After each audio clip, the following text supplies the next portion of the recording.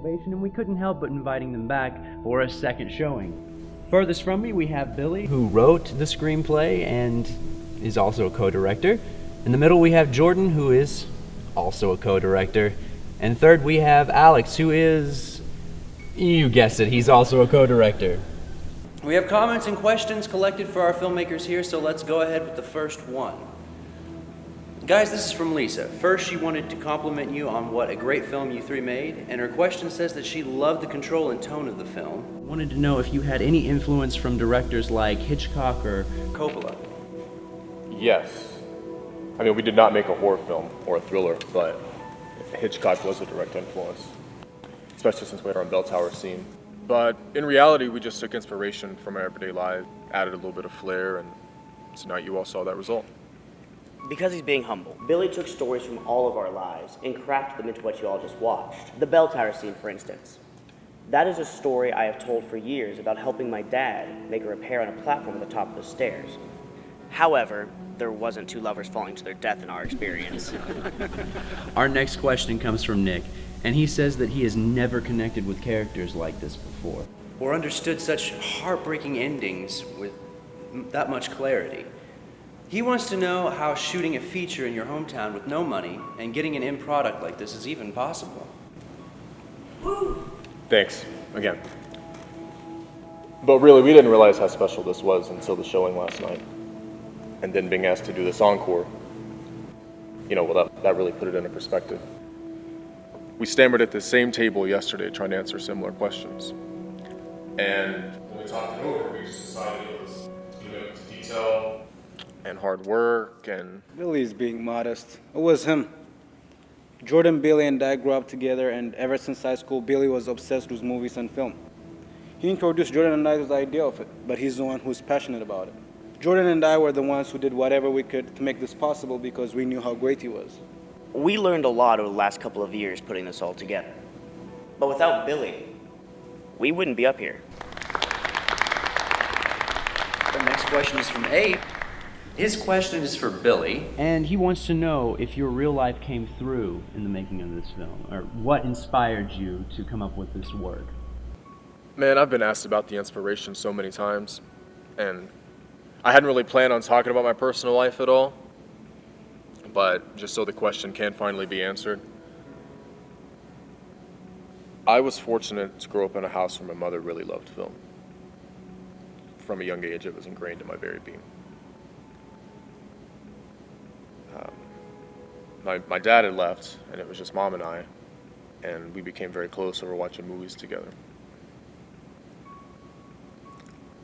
And when she passed away when I was in high school, I just threw myself into that world and I never really left. I was also lucky enough to have two friends who were dumb enough to follow me down this rabbit hole.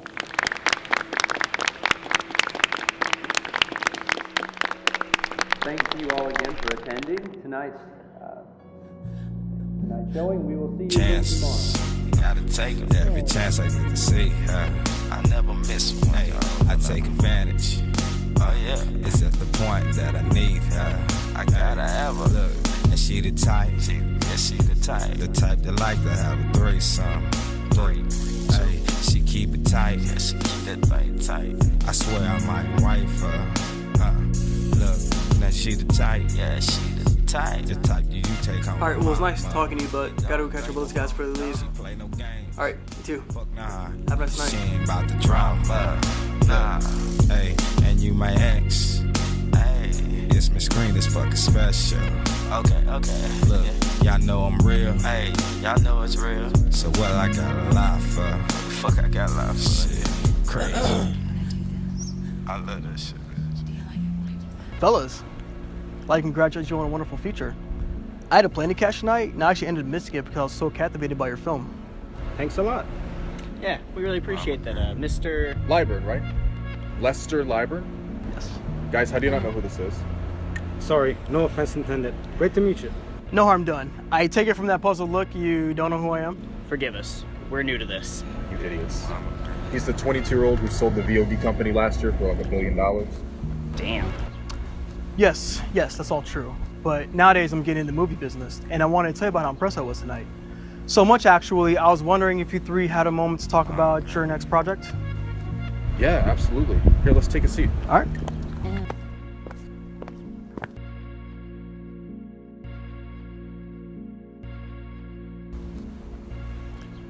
Myself and a few other like-minded individuals are starting our own production company focusing on creative stories told by creative people.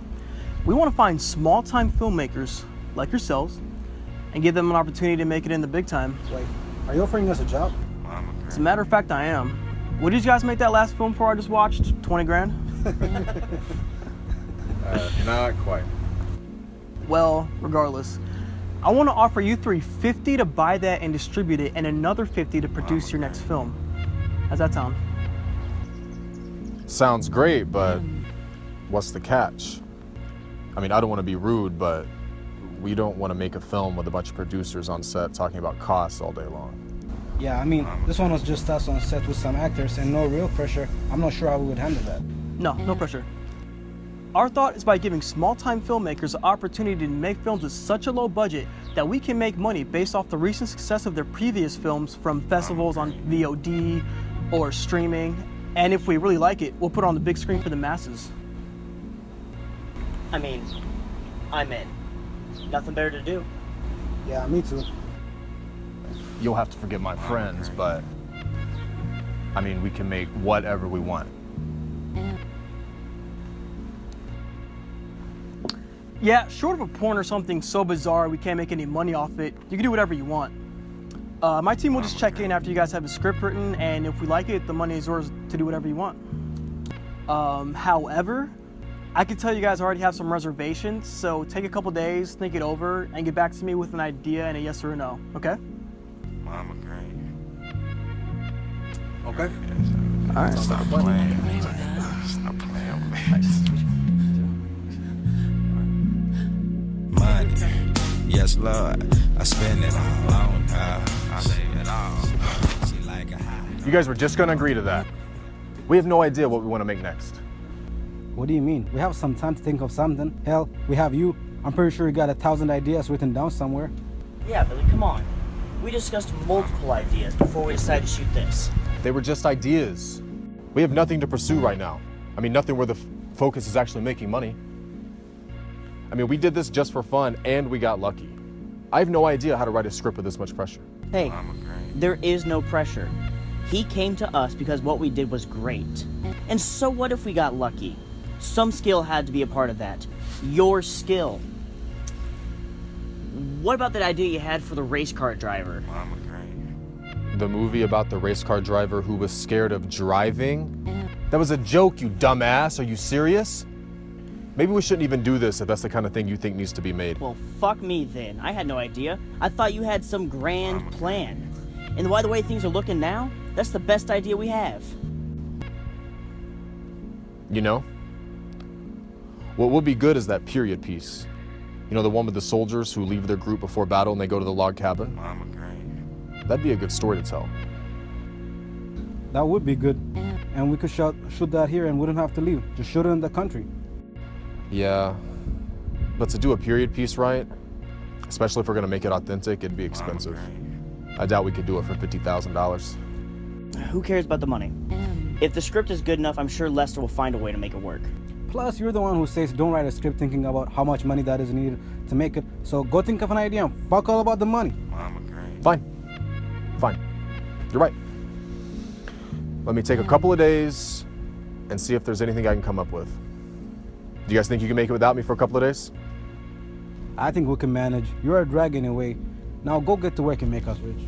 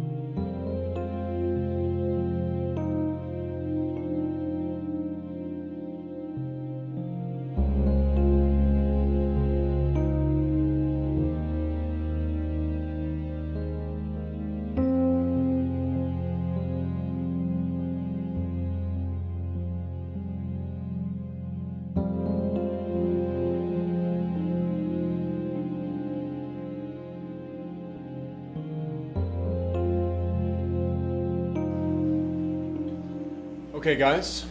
It has been a week since we've gotten paid for our last job, and we gotta start brainstorming for our next one. Any thoughts? Come on, man. We have time. What's the rush? Are you serious? It took me 2 years to write our last script, and this time we have 2 months. We have to get working. You're right. I mean, you're the movie genius. Just go tell us what you want to make and we'll do it. Well, I have been thinking, and I had an idea for a psychological type thriller that kind of mimics the political climate and sends a message about democracy and capitalism through metaphor. What? You said the movie needs to make money, Billy, not put people to sleep talking about politics. Yeah, Billy, what are you thinking? The biggest movies out there are large action movies with cars and explosions. Let's just do one of those.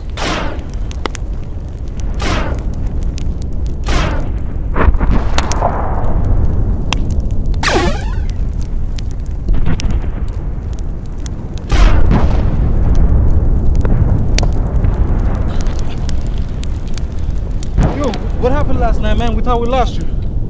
Our camp got here. I was out of commission for a while. Dude, how are you alive right now? Our weapons are doing nothing against these aliens. An old man came to me before I came to last night. Gave me this alien blaster. Been taking out the grunts ever since. This might be it, boys.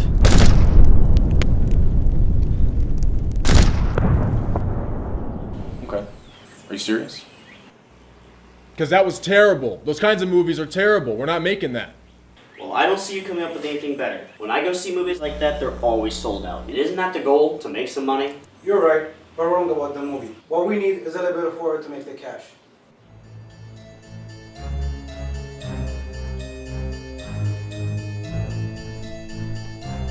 So it's a bloodbath.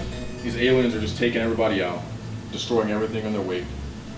Nothing's working against them. None of the weapons anyone has is working, right? And they can't fight these things.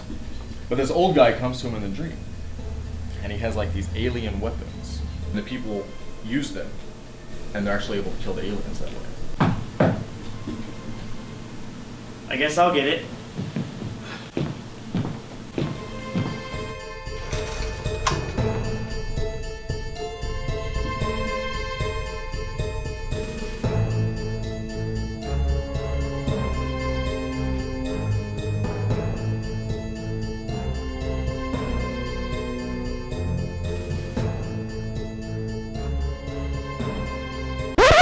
What the hell are you talking about? A dumb horror movie with a machete killer? That's been done 1,000 times.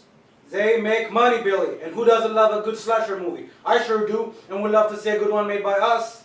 Yeah, that is good. Forget my action movie. Let's either do a horror movie or like a romance chick flick. Those movies make the real money. Damn it, guys. Are you serious? You know I don't want to make that stuff. Do you even remember those questions at the festival Q&A? Because those people compared our last movie to The Godfather. The Godfather. You want to fucking follow that with a fucking horror chick flick? Well, not a horror chick flick.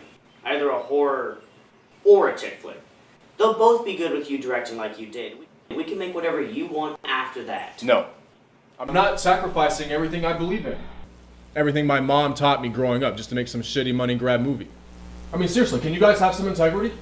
Okay, you don't have to play the dead mom card, alright? We know she taught you a lot of stuff, But wouldn't she want you to make... something super successful so you can get to a place where you can make what you want. Yeah, Billy.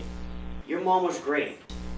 But she would understand you doing this to get to where you want. If she were still here. Well, she isn't still here. And no, she wouldn't want me to make some trash movie just to make some money to justify a future. She would want me, she would want all of us, to stand for something better than that, be great, and only make great films to get to where we want. I can't believe you guys would actually want to sacrifice quality for a get-rich-quick scheme.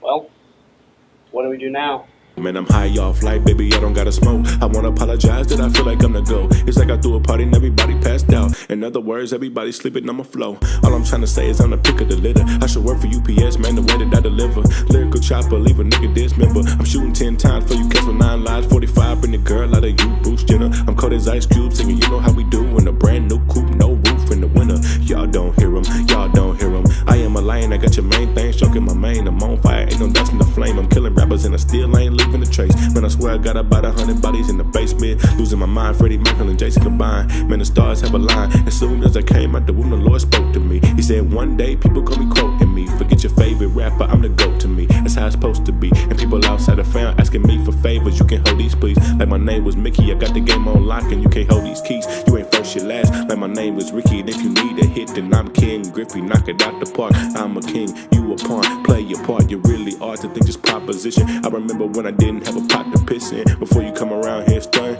don't mess with somebody never had none. Before you leave, you might leave with your whip and your chain gone, and your face looking like you cut an onion. I'm trying to make the green grow, call it Paul Bunyan. And for you dudes friends, let me tell you something. Simply, you just a simp to me. I'm trying to change my ways, but y'all tempting me. And for people that be out there singing for me, where I'm from, choppers ring like a symphony. And them boys move pianos, no Alicia Keys. I was a good kid.